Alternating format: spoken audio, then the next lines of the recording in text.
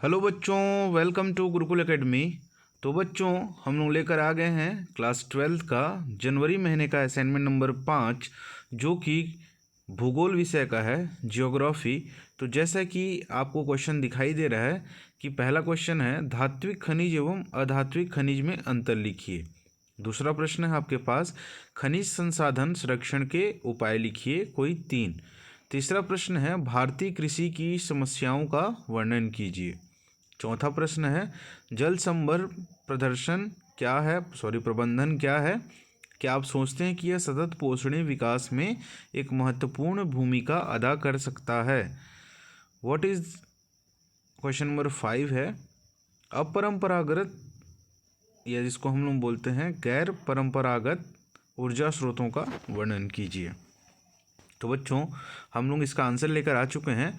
तो आंसर देखने से पहले जल्दी से मेरे चैनल को सब्सक्राइब कर दें और बेल आइकन को प्रेस कर लें, ताकि मेरे आने वाले सभी असाइनमेंट रिलेटेड वीडियो की नोटिफिकेशन आप तक ज़रूर पहुंचे। और बच्चों, इस आंसर को अपने दोस्तों में भी शेयर कीजिए, ताकि उनको भी असाइनमेंट सॉल्व करने में थोड़ी मदद मिल सके। तो बच्चों, आंसर नंबर 1 जैसा कि आपको दिखाई दे रहा है, धात्विक खनिज और अधात्विक खनिज में अंतर। तो धात्विक खनिज होता क्या है बच्चों? धात्विक खनिज विद्युत के सुचालक होते हैं, अर्थात इनमें विद्युत का प्रवाह सरलता से हो सकता है। धात्विक खनिजों में चमक होती है और इन पर पॉलिश भी की जा सकती है। अधिकतर धात्विक खनिज पूर्ण ठोस अवस्था में होते हैं। और अधात्विक खनिज क्या होते हैं? अधात्विक खनिज विद्युत के कुचालक होते हैं, मतलब धात्विक सुचालक होते हैं और अधात्विक कुचालक होते हैं, अर्थात इनमें विद्युत का प्रवाह नहीं हो सकता। यह धात्विक खनिजों की तरह चमकदार भी नहीं होते, ना ही इन पर पॉलिश की जा सकती है। इनकी सतह खुरदुरी होती है। अधात्विक खनिज पदार्थ के 3 अवस्थाओं ठोस, द्रव और गैस के रूप में पाए जाते हैं। ठीक है बच्चों, तो चैनल को जल्दी से सब्सक्राइब कर लो, बेल आइकन को प्रेस कर लो और वीडियो से अपने आंसर्स मैच कर लो।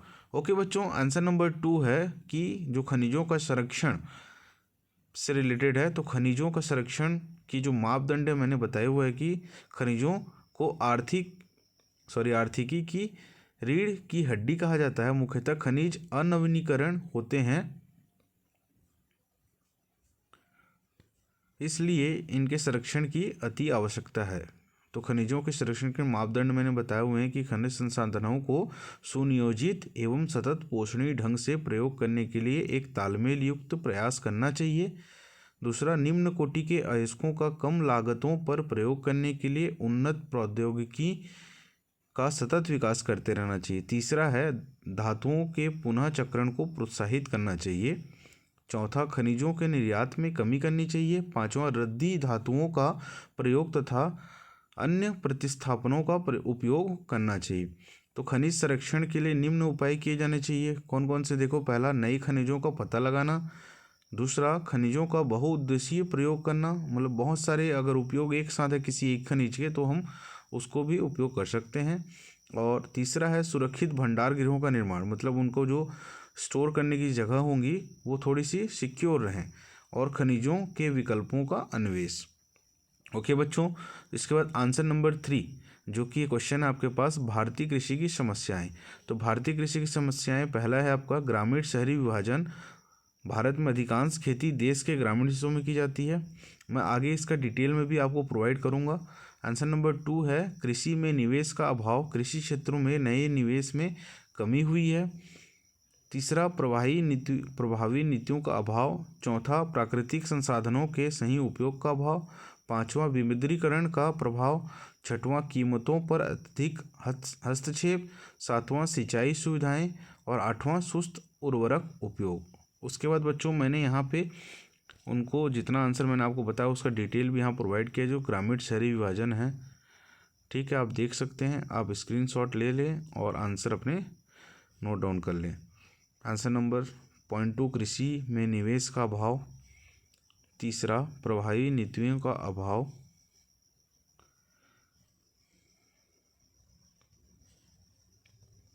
ओके, 3 मैंने डिटेल दिए हैं, बाकी आप लिख सकते हैं। आंसर नंबर 4 है जल संभर प्रबंधन। से रिलेटेड प्रश्न आप दिख रहे हैं कि जल संभर प्रबंधन के तात्पर्य मुख्य रूप से धरातलीय और भौम जल संसाधनों का दक्ष प्रबंधन से है। इसके अंतर्गत बहते जल को रोकना और विभिन्न विधियों जैसे अंतःस्त्रवण, तालाब पुनर्भरण, कुओं आदि के द्वारा भौम जल का संचयन और पुनर्भरण शामिल है। इसके अंतर्गत सभी संसाधनों, प्राकृतिक गैस, भूमि जल, पौधे और प्राणियों और जल संभर सहित मानवीय संसाधनों के संरक्षण, पुनरुत्पादन और विवेकपूर्ण उपयोग को सम्मिलित किया जाता है। ओके बच्चों, देख लें उसके बाद जो सतत पोषणीय विकास वाला भी आंसर मैंने यहाँ पे प्रोवाइड किया है।